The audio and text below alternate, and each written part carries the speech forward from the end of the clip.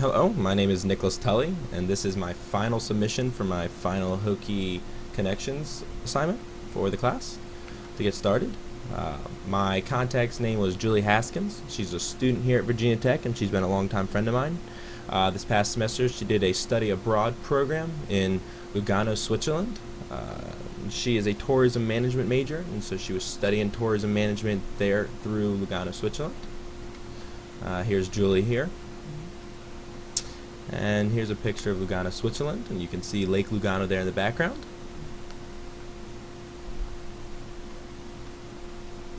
A little bit about Lugano, Switzerland. It's in southern Switzerland.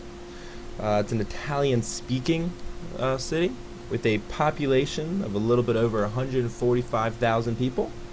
That makes it the 9th largest city in Switzerland. Lies right on the edge of Lake Lugano, and it's surrounded by mountains, and it's been nicknamed the Monte Carlo of Switzerland. Here's a little bit of a geographical idea of where Lugano is. You can see Lake Lugano there, kind of sprawling out around. The demographics of Lugano are pretty simple. They are a Catholic city as a whole. Almost 70% of all the people there are Catholic.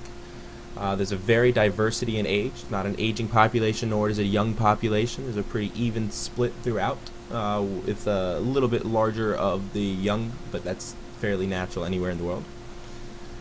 There are high levels of wealth or income per capita. This is a very wealthy city, as Switzerland as a whole is a very wealthy country. That was a little bit about the demographics, a little bit about the housing. Most of the housing there is done by villas or privately owned houses. There are some inns and some hotels, but majority of the property there is privately owned. A lot of very nice houses and things of that nature. A large working class. Were there any conflicts in the area? Not really, not even throughout history. It's been a fairly peaceful city as a whole, as is the country of Switzerland. They have very strong allies. They don't really have any real enemies. They do a fair bit of trade, both import and export. So they don't have a whole lot of conflict. So there's not really much I can talk about in that area. As for culture, they do have a very strong culture there. They have a very large arts sector there.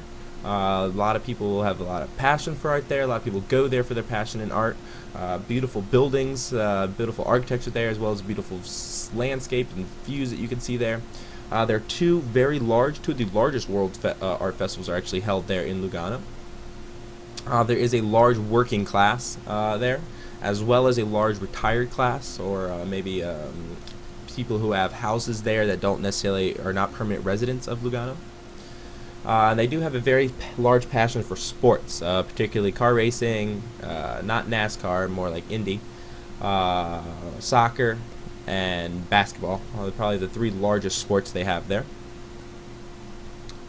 Some of the key features of Lugano is it's a very friendly atmosphere. Every time I talked to her, she just raved about how nice the people were there, how friendly they were, how inviting they were, how happy in general they were to be there, to live there, and to share their culture with her. There are very historic architectural buildings there. Throughout time, the history of Lugano is always prided in their architecture. There's a high level of wealth and happiness, as I kind of spoke about earlier. That's not necessarily true everywhere around the world. In fact, many of the places we've studied throughout this class is probably quite the opposite.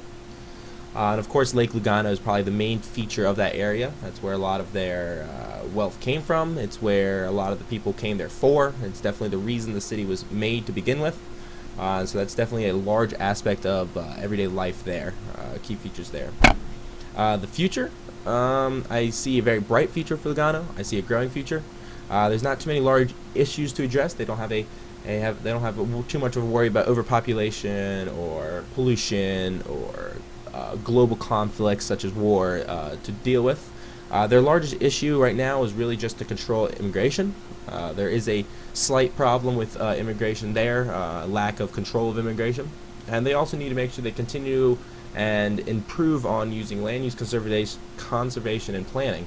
As the city is running out of land and there is so much natural, historic, and beautiful sites around them, they're going to have to strategically think about planning as to what green infrastructure they value and what green infrastructure they don't value, and where is the best place to have smart growth to control urbanization. I've enjoyed this assignment throughout the whole. It's a very unique assignment, and I'm happy to get to know more about my friend and the area she was staying this past semester. I hope you guys have enjoyed my presentation, and that is it.